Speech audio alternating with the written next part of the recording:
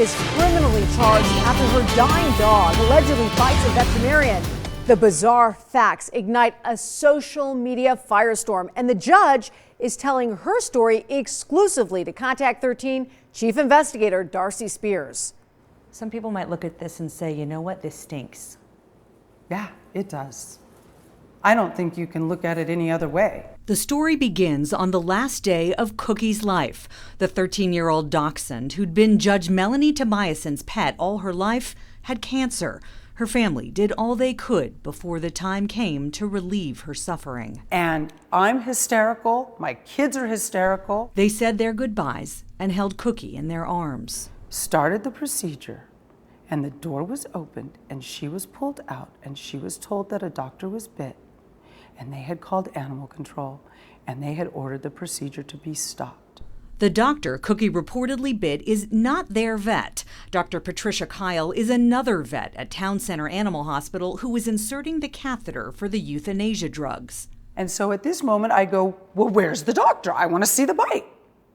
It never happened. Days later, she was able to get this picture of the reported bite from animal control, but the day it happened, Dr. Kyle never came to see her, talk to her, or show her the wound. And during a 25-minute call from the clinic to animal control, Dr. Kyle never even came to the phone. The doctors asked me to call you.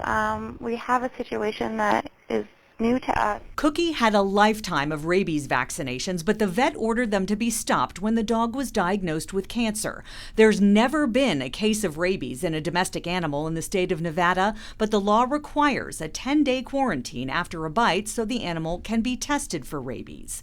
Cookie only had hours to live. So this is a situation we have to euthanize this dog. This dog is suffering. It's breathing its last breath, but the owner wants the ashes back. Testing a deceased dog for rabies means sending part of it to a lab to test the brain. I shouldn't have to turn my dog over to cut their head off if somebody's not going to at least say, your dog bit me, and here's the proof. So she and her family took Cookie and left. We were all just completely like, what is happening here? They had their pet euthanized elsewhere. County records show the following day, Town Center Animal Hospital's director called animal control saying they wished to have the bite complaint dropped.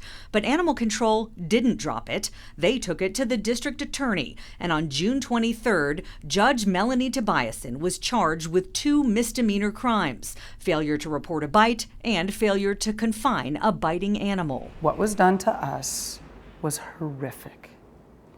And the fact that now, 3 months later, I have criminal charges filed against me is beyond comprehension.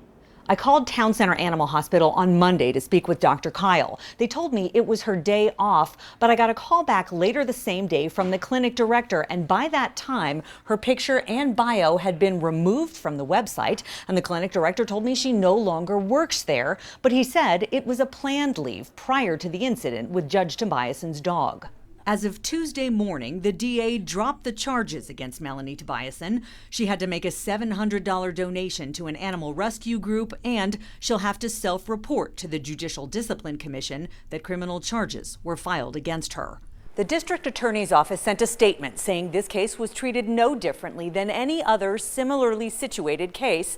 A spokesperson for animal control said they followed procedure in responding to a bite report and state law as it relates to rabies testing. They believe the criminal charges were appropriate and the resolution was fair. Darcy Spears, 13 Action News.